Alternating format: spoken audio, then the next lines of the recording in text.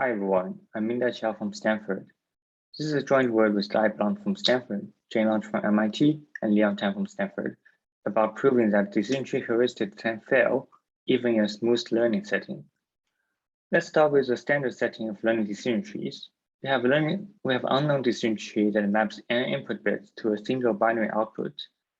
The learning algorithm takes a few training data xi and f of xi, where each xi comes from an unknown distribution D, and outputs some decision tree f prime.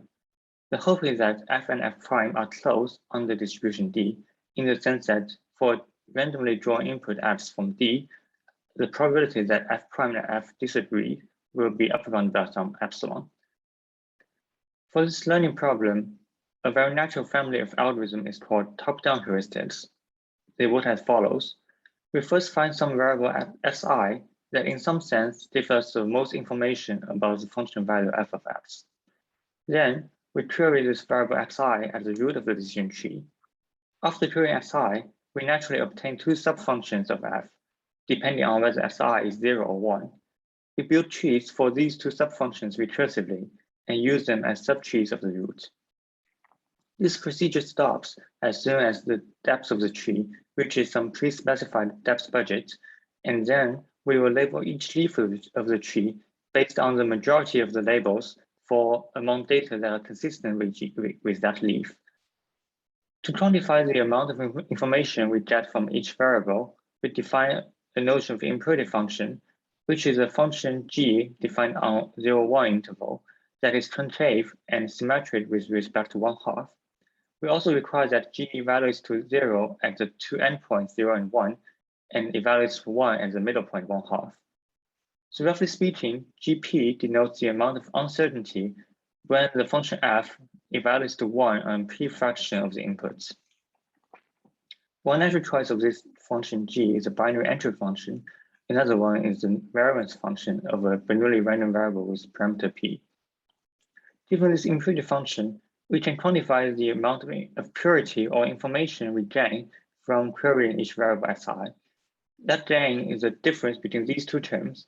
The right term is the impurity function evaluated at the expected function value of f, and that is the amount of uncertainty when we know nothing about the input value x. After query xi, the remaining amount of uncertainty is this green term, which is a weighted average of the impurity of the subfunctions, depending on whether xi is 0 or 1. So we can use this purity gain as a quantification of amount of information we gain, and then the top-down algorithm will be such impurity-based heuristics that first find a variable xi that maximizes this purity gain, and then query this xi at the top of the decision tree and build the rest of the tree recursively. These impurity-based heuristics have enjoyed much success in practice. A sequence of practical algorithms like IE3, C4.5, and CART are all based on this framework. It's natural to seek rigorous theoretical guarantee for such heuristics. Maybe one guarantee is the following form, that for any decision tree f that has depth k, and for any data distribution d, these impurity-based heuristics will return some tree of depth k prime that has a high accuracy, and k prime is not too larger than k. Unfortunately, it is well known that no such guarantee is possible, even if the data distribution is simply the uniform distribution over the hypercube of dimension n, and even if the function f has the decision tree depth of k equals 2. Even under this simple setting, there are worst-case scenarios in which the heuristics needs to build a tree of depth omega n to achieve a non-trivial accuracy. So the gap between k and k prime could be a constant versus arbitrarily large. In light of such worst-case scenario, it is natural to go beyond this worst case using a smooth analysis framework first developed by Spielman and Chen in 2004. The original motivation was to analyze the simplex algorithm for linear programming. The idea is to show that the hard instances can exist, but they are really pathological and rare, like the pikes on the left-hand side diagram. So that after we add some random perturbation or smoothing to the instance, the resulting landscape will be much smoother and look at the right-hand side, so that the expected complexity of the algorithm is not too high. And this idea was further developed by Qiao, Samardonetsky, and Chen in 2009 for a learning setting, which we call smooth learning. The idea is to show that some data distributions could be hard for the learning algorithm, but these hard distributions are really rare. More formally, they define the notion of a smoothed product distribution over the hypercube 0, 1 to the n. The biases or expectations of each coordinate p1 to pn are chosen such that pi is the sum of pi hat and another noise delta I. The pi hats are considered to be fixed, whereas the delta i's are drawn independently from some uniform distribution over a short interval. So we can realize this as follows. This box or square denotes the space of all data distributions, and there can be many hard distributions among them, denoted by these red dots. So a worst-case analysis cannot avoid such hard distributions. But if we choose a smooth product distribution, we get something random in a small box denoted by this red and green box. And as long as the hard distributions are sparse and rare, the probability of encountering them would be small. So with high probability over the smoothing, the learning algorithm will succeed. And this idea was applied to learning decision trees in the recent work of Buskers, Danieli, and Mallet in Code 2020. We conjectured that for any decision tree f of depth k, when learning from a smooth product distribution, the impurity-based heuristics will actually output a decision tree of depth that is linear in k. They provide a strong evidence for this to be true. To consider the setting of learning k-hunters, which are functions that only depend on k variables. They show that for any k-hunter f, when learning from a smooth distribution, the impurity-based heuristic will build a tree that has depths at most k, while achieving a perfect accuracy. Unfortunately, in our work, we prove a counterexample for the conjecture of BDM20. We show that there exists a depth k decision tree such that no matter which impurity-based heuristic we use, and no matter which product distribution D it is, the heuristic will build a tree that has depths exponential in k. Here we assume that the distribution D is balanced, meaning that the expectation of each coordinate is bounded away from 0 or 1. And this theorem is as bad as possible we get, because any depth k decision tree is also a k-hunter, and it's also a 2 to the k-hunter. So applying the result of BDM20, we show that the impurity-based heuristics will learn trees that has depths at most 2 to the k. So our 2 to the omega k lower bound nearly matches this upper bound. We also note that this theorem 1 is stronger than what is needed for disproving this conjecture, because we use the same hard instance f for all the heuristics. And also this hard f is hard for any product distribution. So in particular, if we choose a random smooth product distribution, f will also be hard for that with probability 1. Using the techniques for proving theorem 1, we also show that the positive results for learning hunters are really specific to the realizable setting, where f is exactly a k-hunter.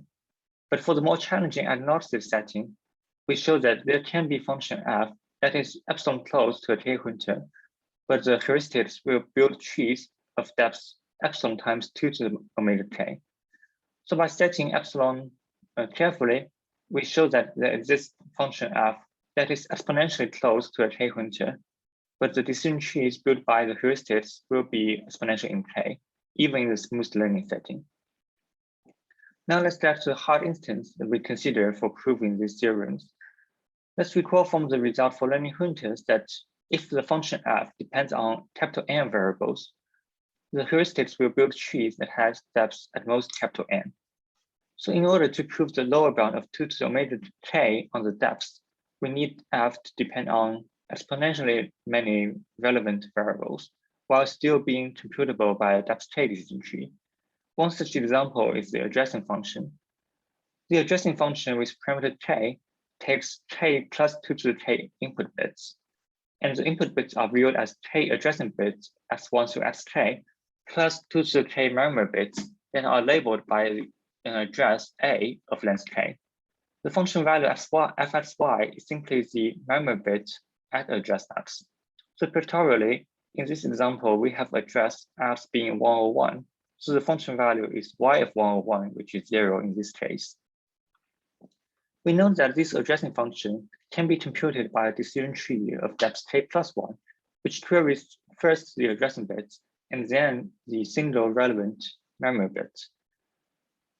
On the other hand, we hope that the opposite will happen for decision tree heuristics. We hope that the memory bits will actually have much higher purity gains than the addressing bits do, so that the heuristics will build a tree that first queries the memory bits and then the addressing bits. So the queries are in the wrong order. And then all the 2k memory bits will be queried first, resulting in a depth that is exponential in k. For this to work, we need a small change in the hard instance. Instead of k addressing bits, now we consider a function that has c times k squared addressing bits, where c is a constant. And these addressing bits are organized into k group, each has that size ck. For function value f of xy, we first take the I of x being the XOR of the addressing bits in the group number I, and then the function value is the memory bit y at address dx. So for this example, we have the addressing bits arranged in 3 columns, each has length ck. To compute the function value, we take the XOR of each column to get the address 101, and then consider the memory bit with address 101. We start with a key lemma, which shows that when we draw the input xy randomly from a product distribution, the distribution of Zx is almost the uniform distribution over the k-dimensional hypercube. So formally, we show that for large enough constant C and any balanced distribution D, the probability that Zx being A is close to 2 to the minus k up to some active average that is exponentially small in k. And furthermore, this uniformity is true even if we fix the value of a single addressing bit xij. The proof is simple. We simply note that this Zix is the XOR of many independent random bits. Even though those random bits are not balanced, it is well known that by taking the XOR of many of them, we get something that is exponentially close to a fair coin. It remains to show that the purity gain of an addressing bit is much smaller than that of a memory bit, so that the memory bits will be queried first. We also use a simple fact which relates the purity gain to the square difference between 2 expectations. We show that the purity gain of xi is some constant times the square difference between the conditional expectation of f on that xi being 0 and the conditional expectation on xi being 1. So we can reduce the analysis of purity gains to this gap between the means.